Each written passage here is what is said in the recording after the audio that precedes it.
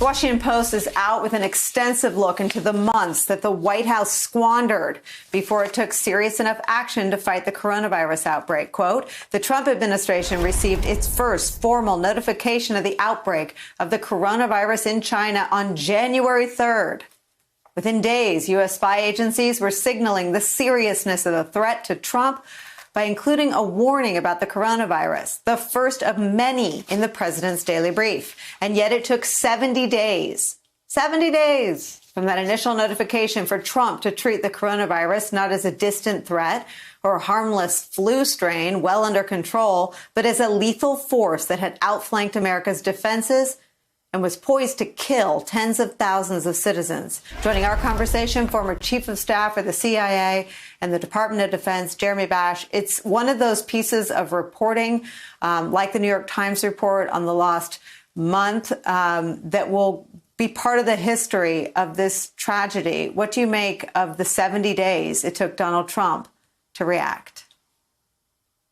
Well, Nicolle, first of all, we're entering the scariest phase of this crisis. We are looking at peak levels of death and illness in New York City and in major urban centers in the United States. And first, I think it's important to say that our heart goes out to the citizens of the UK, whose prime minister is, despite any policy difference anybody may have with Boris Johnson, he is the leader of one of our most strategic allies. And American policymakers are going to need to learn the name Dominic Raab. He is the foreign secretary of the UK. He's been chairing meetings in the prime minister's absence. Now, turning to the issue of the 70 days, unlike Pearl Harbor, which was the analogy that the Surgeon General advanced, that was a sneak attack, and we didn't have a modern intelligence community. Today, we have a sprawling intelligence apparatus, an intelligence community that has been warning about pandemics going all the way back to the mid-2000s. In fact, in a 2008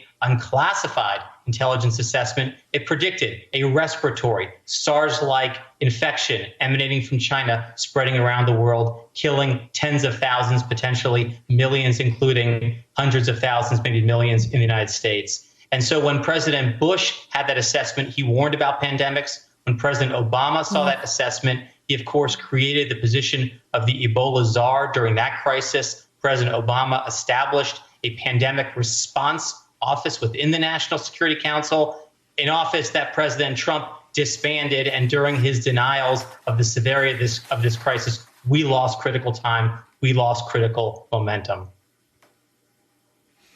Oh, my friend, it's been way too long since you've been here. You just gave me enough for a whole hour. Let me try to unpack everything you just took all of us through. One, why can't Donald Trump do what you did at the beginning? Just say our hearts go out to everyone with a family member who succumbed to this or who's now in ICU fighting this.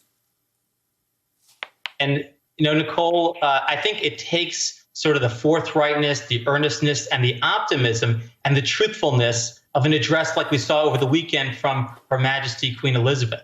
And basically what she did in 4 minutes is she leveled with the people of the UK, all of its subjects, and also, frankly, the whole world who watched that address.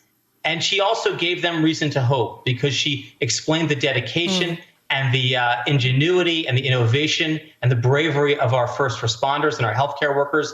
But she made clear that unless the people of Britain and the people of the world stayed home, followed the rules, and took this with the requisite severity that it requires, seriousness that it requires, that we're not going to be able to battle this crisis. And I think that's the thing that's really wanting from the White House. I think the president wants to have it both ways. He wants to warn that this is serious, but he wants to make everyone feel better and say, it's okay, it's going away, there's nothing to worry about, the economy is going to come roaring back. And the reality is that there is no V-shaped recovery unless the medical aspect of this crisis gets under control.